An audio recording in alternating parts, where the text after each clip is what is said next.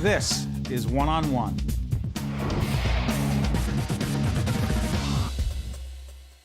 Shanel Sommers, who is the third grade math and science teacher at the Marion P. Thomas Charter School in my hometown of Newark, New Jersey. How you doing? I'm fine. I heard a rumor and it can't be true. What's the rumor? You had a baby a month ago? Yes. Congratulations. Thank you. Thank you. And you've been teaching for how long? For 2 years.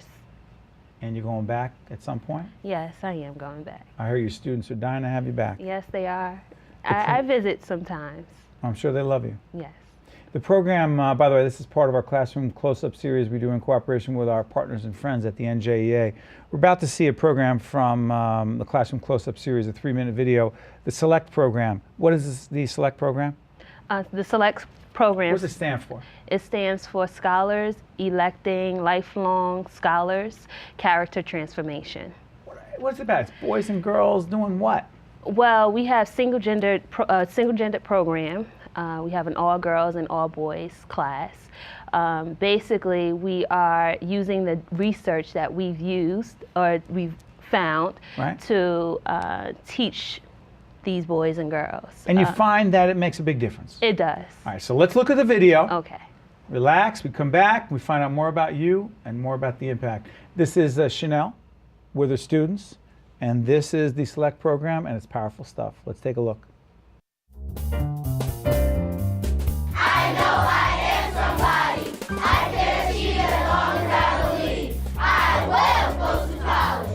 Second and third graders at the Marion P. Thomas Charter School begin each day with the Select Circle. It's a co-ed school with 4 select classes, single gender, all girls or all boys. Research shows boys and girls have different learning styles, and Select caters to those differences. A primary goal when Select was introduced here 2 years ago was bridging the achievement gap for African American boys. With the boys especially, with the behavior issues, a lot of behavior issues we saw with the boys in the co-ed class, but when we brought them to the single gender class, there were no longer behavior problems. Let's see who's ready. Now see her. The boys, they can quickly lose interest.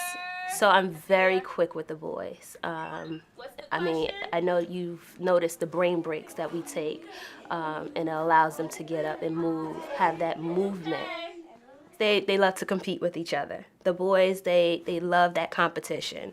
So the buzzers just allow them to do exactly that, compete with each other. And they love the noise. They love to hear the buzzer itself. It allows them to compete. It allows them to have fun with a subject that can sometimes be a little boring, you know? So we integrate all of those different things. Competition, fun, numbers, all of those different aspects. A girl's physiological needs mostly are mental stimulation from the brain, but they also need to be talking. They need to talk things out. They need to write and they need to talk, and it helps them solve their problems. I like that it's all girls because sometimes I get embarrassed and then people laugh at me, but they don't laugh at me. They're like my sisters. Girls also need to have fun when they learn with spelling games like Sparkle. E-N. Good. The Sparkle game, what we basically do is spell words, and the last person that spells the letter, the next person after the last person that spells the letter, they sparkle and do a little dance. At first, some parents were skeptical about single-gender classrooms, but the number of children placed in one doubled in the second year of the program. I just wanted him to be around young men and see how they grow up, you know. It's best to be, and then, you know, another part of it, honestly, you know, he has 2 sisters, and I just wanted him to interact with more males. After only 2 years, there's no hard evidence on the effects of single-gender classes here, but teachers see improvements in classwork, in confidence, and in setting goals. I want to be a teacher because there are a lot of good teachers in this school, and I want to be like them. I will do my best to ensure that I am a success. Go me! Girl power! What do you see right there? I love it. I really do. I think because I had them for 2 years and I actually saw the growth. So it's just a wonderful thing. Thank you again to our friends at the New Jersey Education Association for consistently producing quality video that helps in these discussions, and also recognizing great teachers.